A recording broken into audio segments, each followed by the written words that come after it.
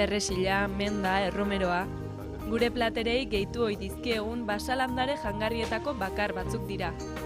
Baina inguruko baso eta zelaietan, jangarriak diren beste hainbat, lore, osto eta sustrai aurki daitezke. Kaixo Daniel, ¿qué tal? Bien. Bien, ¿tú qué tal? Daniel Pérez Altamira etnobotanikaria aditua da basoko landareetan. Berarekin batera, Listorreta parkean izan gara, basalandare jangarriei buruz gehiago jakiteko. Izan ere, geure aiton amonek basalandareen inguruan utzitako ezagutza galtzeko arriskuan dago.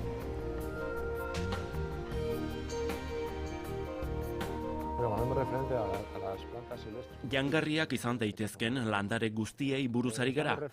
Baita, pozoitsuak izanik, beharrezko desintoxikazio prozesuaren ostean, jangarriak bihurtzen direnei buruz ere.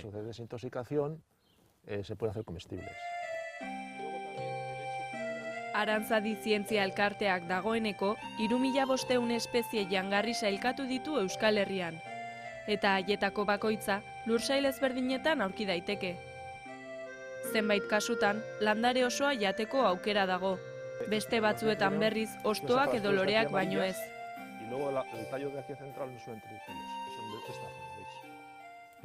Hauek Beronikak dira. Gure basalandare kulturan, ataungo pasmo belarrak gisa ezagutzen ziren. Loreak jangarriak dira, ostoak berriz ez.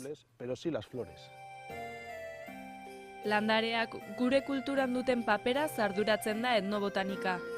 Iraganean egindako basalandareen erabilpena aztertzeaz gain, etnobotanikariak baliabide natural hauei propietate jangarri guztiak erauzteko aukera ikertzen du. Trifoliuma leguminosoen familiakoa da. Tradizioz, ardoa egitea deitu zaio. Hemendik hartu eta nektarra xurgatzen zen. Hemendik goiko parte honetatik hartu eta gozoa da.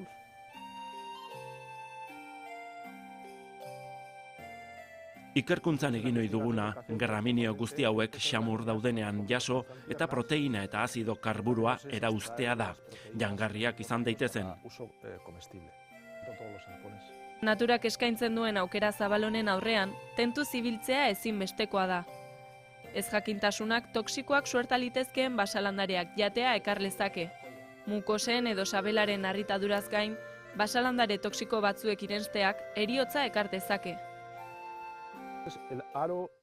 Arum mitalikuma da, landare pozoitsuenetarikoa da.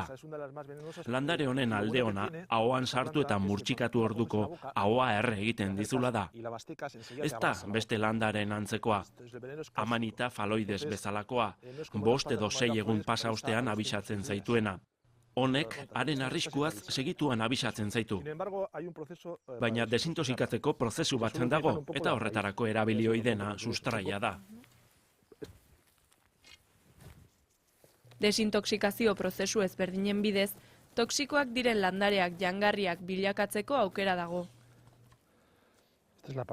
Ohiko prozesuak landareak beratzen jartzea eta egostea dira, baina badira prozesu konplexuagoak behar dituzten landareak.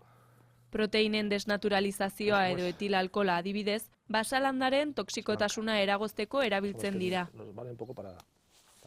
Asun batzuk jaso eta hauen desintoxikazio prozesua zein den jakiteko, Arantzadi Zientzia Elkarteak Donostian duen egoitzaraino gerturatu gara.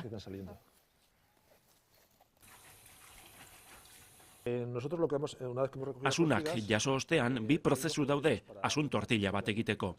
Desintoxikazio prozesuan egosketa garrantzitsua da. Estamina eta azetilkolina izeneko 2 toksinak asunekin ziztatzean azkura eragiten dutenak dira. Bildutako asunako 20 minutuz egosi ondoren, bigundutako ostoari urakentzea ezinbestekoa da arrautza gehitu ahal izateko. Toksinak desagerrarazi eta basalandarea jangarria egiten da. Asunaren propietateak tortillan dastatzeaz gain, egositako ura odola likidotzeko eta kolesterola jeisteko erabili daiteke. Orain tortillaren bigarren partea gauzatuko dugu. Asunak hartu eta proteinak, landareko ipea eta karbohidratoak erauziko ditugu.